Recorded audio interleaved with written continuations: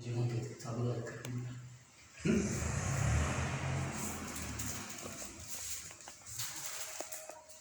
अच्छा, तो मेरे छात्र मित्रों, आज हम 12वीं कक्षा का जो 7 नंबर का काव्य पाठ है जिसका नाम है पेड़ होने का अर्थ, तो यह जो काव्य पाठ है यानी कविता है, इसे आज हम इसका अध्ययन करने वाले हैं, जिसके कवि है डॉक्टर मुकेश गौतम। तो यह जो पाठ है यह काव्य पाठ है। पहले हम इसका कवि परिचय प्राप्त करेंगे। यहाँ पर यह जो पुस्तक है युवक भारती हिंदी, इसमें यह कविता जो है पन्ना क्रमांक 36 पर हमें दिखाई देती है। तो इसका जो पहला भाग है जिसे हम देखने वाले हैं, तो कवि परिचय के अंतर्गत डॉक्टर मुकेश गौतम जी जो है, इनका जन्म जो है 1 जुलाई 1970 को उत्तर प्रदेश के सहारनपुर में हुआ था।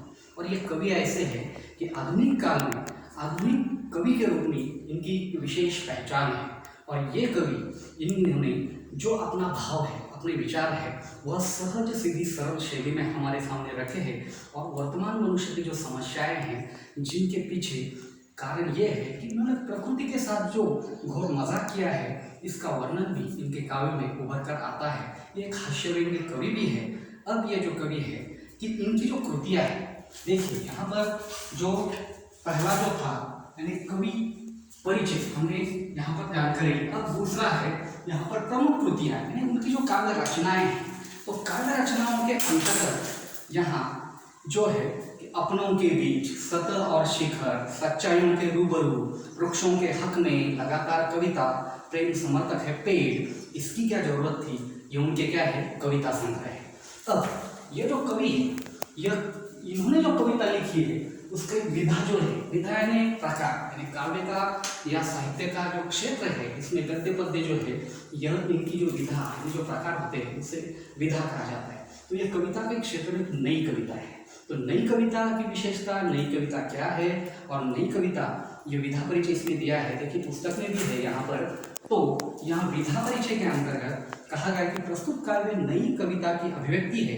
नए भावों को व्यक्त करने के लिए काव्य क्षेत्र में नए प्रयोग शिल्प और भावपक्ष के स्तर पर किए गए हैं। नए शब्द प्रयुक्त हुए, नए प्रतिमान, उपमान और प्रतीकों को तराशा गया है। फलतः नई कविता आज के व्यस्ततम मनुष्य का दर्पण बन गई है और आसपास की सच्चाई की तस्वीर।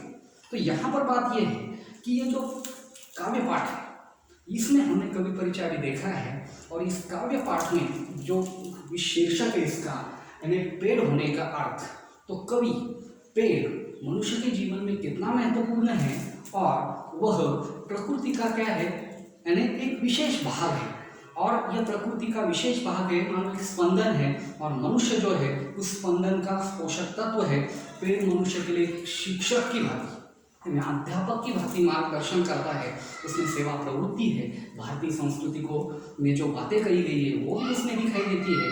तो ऐसा ये जो पेड़ है जो संस्कारशील है, अर्थात हमें हमारी संस्कृति भी बताता है। कवि ने मनुष्य जीवन में पेड़ की विभिन्न भूमिकाओं को स्पष्ट करते हुए उनके होने की आवश्यकता की ओर संकेत किया है। और सब कुछ दूसरों को देकर पेड़ जीवन की सार्थकता जो सिद्ध करता है, यही इस कविता में है। तो देखिए हम क्या करेंगे, अब इस कविता के 3 पक्ष ने 3 भाग है, इसे हम देखेंगे। तो पहला भाग है पेड़, आदमी पेड़ नहीं हो सकता। पहला भाग है, देखिए छात्र मित्र, आदमी पेड़ नहीं हो सकता। तो यहाँ पर जिसे हम पहले देखने वाले हैं कि आदमी जो है मनुष्य, आदमी का अर्थ है मनुष्य। यहाँ पर शीर्षक दिया है कि आदमी पेड़ नहीं हो सकता। अर्थात क्या कि पेड़ में जो गुणवत्ता है या पेड़ में जो अच्छे प्रवृत्तियाँ है, परोपकारी प्रवृत्ति हो, मनुष्य में कभी नहीं हो सकती। यही बात कही है। प्रत्यक्ष हम इसे देखते कवि क्या कहता है। कवि कहते हैं, कल अपने कमरे की खिड़की के पास बैठकर जब मैं निहार रहा था एक पेड़ को, तब मैं महसूस कर रहा था पेड़ होने का अर्थ। मैं सोच रहा था आदमी कितना भी बड़ा क्यों ना हो जाए, वो एक पेड़ जितना बड़ा कभी नहीं हो सकता।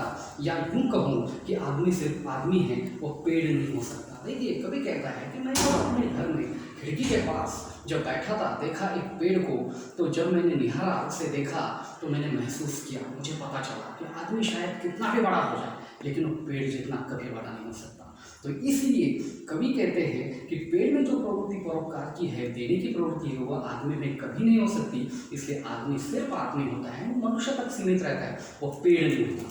देखिए ये पहला भाग है। अब दूसरा भाग कविता का, हौसला है पेड़। देखिए यहाँ पुस्तक में हौसला है पेड़, हौसला यानी हिम्मत, बहादुरी, और जिस प्रकार की जिसे कहते हैं आत्मविश्वास, ये सभी बातें पेड़ में होती है। तो इसे देखिए दूसरे भाग में बताया गया है कि पहला परिच्छेद उसका, अंकुरित होने से ठूंठ हो जाने तक, आंधी तूफान हो या कोई प्रतापी राजा महाराजा, पेड़ किसी के पाँव नहीं पड़ता है जब तक है उसमें सांस, एक जगह पर खड़े होकर हालात से लड़ता है। देखिए यहाँ पर कवि कहता है कि पेड़ कैसा है कि अंकुरित होने से ठूंठ होने तक, अर्थात अंकुरित यानी जैसे बीजांकुर ऊपर आता है, ठूंठ होता है मतलब वही पेड़ जब बड़ा हो जाता है बाद में सूख जाता है, यानी शुरू से अंत तक। तो यह जो पेड़ है कि अंकुरित होने से यानी उसका जन्म होने से तो अंत तक, यानी वह बुझ जाने तक या समाप्त होने तक वह क्या करता है कि लड़ता रहता है। हौसला है, उसमें हिम्मत है, आंधी तूफान से लड़ता रहता है।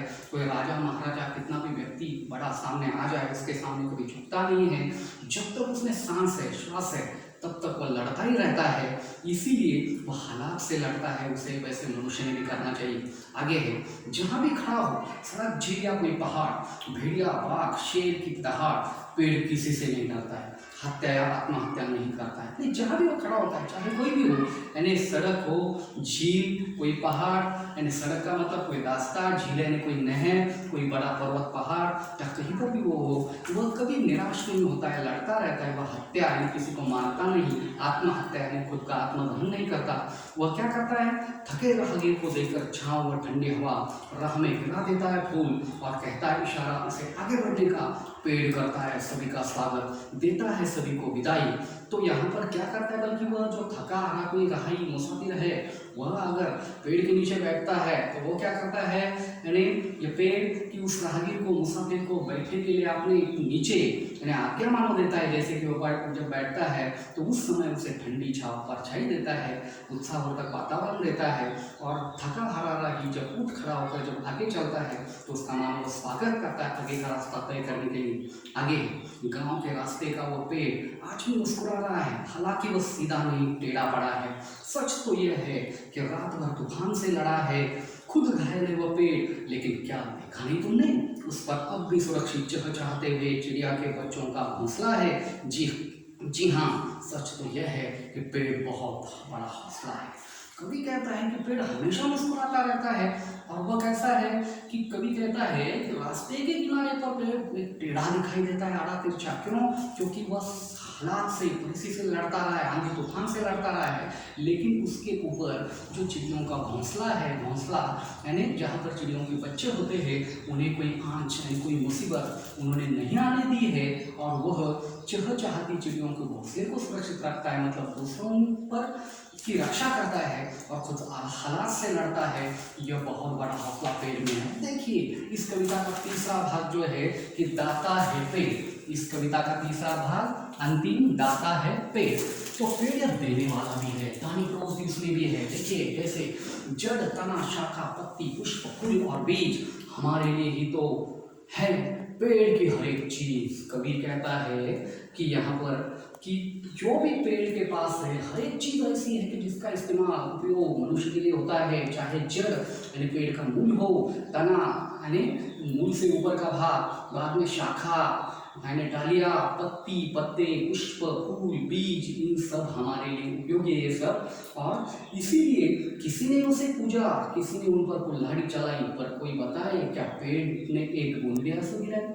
ये पेड़ इतना बड़ा दाता है, इतना बड़ा परोपकारी है, जो सब कुछ हमें देता है। लेकिन यही यानी जो निर्जन या जो भी निर्दयी मनुष्य है, ये कभी कभी उस पर कुल्हाड़ी भी चलाता है। लेकिन क्या पेड़ उसके कारण होता है?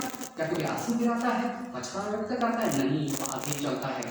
देखिए आगे, हमारी सांसों के लिए शुद्ध हवा, बीमारी के लिए दवा, शव यात्रा, शगुन या बारात, सभी के लिए देता है पुष्पों की सौगात। आदिकाल से आज तक, सुबह शाम दिन रात, हमेशा देता है मनुष्य का साथ। कवि को मिला कागज, कलम, स्याही, वैद्य को हकीम, दवाई। देखिए पेड़ दाता है, शीर्षक में कहा गया है तीसरे भाग में। तो पेड़ क्या क्या देता है हमें? हमें शुद्ध हवा देता है, जैसे मनुष्य को जीने के लिए ऑक्सीजन की जरूरत है प्राणवायु की, और कार्बन डाइऑक्साइड की नहीं है, तो पेड़ कार्बन डाइऑक्साइड जो मनुष्य के लिए नहीं चाहिए वो लेता है और ऑक्सीजन छोड़ता है, इसलिए शुद्ध हवा देता है। इसके अलावा वह क्या करता है? बीमारी की दवाई भी हो वो पेड़ देता है। फूल फल से शव यात्रा यानी किसी की अंतिम यात्रा हो उस पर भी डाले जाने वाले फूल, शगुन यानी कोई सुकून वाली बात हो, बारात में यानी कार्यक्रमों में भी फूल उसी से मिलते हैं। इसके अलावा यह आदिकाल से आज तक यानी पुरातन काल से लेकर आज के आधुनिक युग तक वो देता ही आया है। सुबह हो या शाम, दिन हो या रात, हमेशा देता आया है और मनुष्य का साथ भी देता आया है। कभी कहता है कि मुझे उसके कारण कागज मिलता है, स्याही मिलती है लिखने के लिए, कलम के लिए, वैद्य यानी डॉक्टर या हकीम कोई तांत्रिक है उसके लिए दवाई मिलती है, या इसके साथ साथ शासन प्रशासन के जो कार्यालय दफ्तर है उसमें बैठने के लिए कुर्सियाँ मेज ये उससे मिलता है। आसन उपयोग नहीं करें, वृक्ष के पास ऐसी कोई नहीं चीज है। जी हाँ, सच तो यह है कि पेड़ संत है, दधीची है। कभी अंत में कहता है कि चाहे ऐसी कोई भी चीज नहीं है पेड़ की जिसका हम इस्तेमाल उपयोग नहीं कर सकते, हर कोई वह हमें देता है, उसका कोई निर्देशीय कोई ऐसा भाग नहीं है कि वह हमें इसका इस्तेमाल न करें। पेड़ बहुत बड़ा व्यक्ति है, बहुत बड़ी चीज़ है कि सच तो यह है कि पेड़ संत की भांति है, दधीची की भांति है। संत यानी जिसमें काम क्रोध लोभ मोह मत्सर नहीं, ऐसा व्यक्ति वह है यानी निर्मोही है।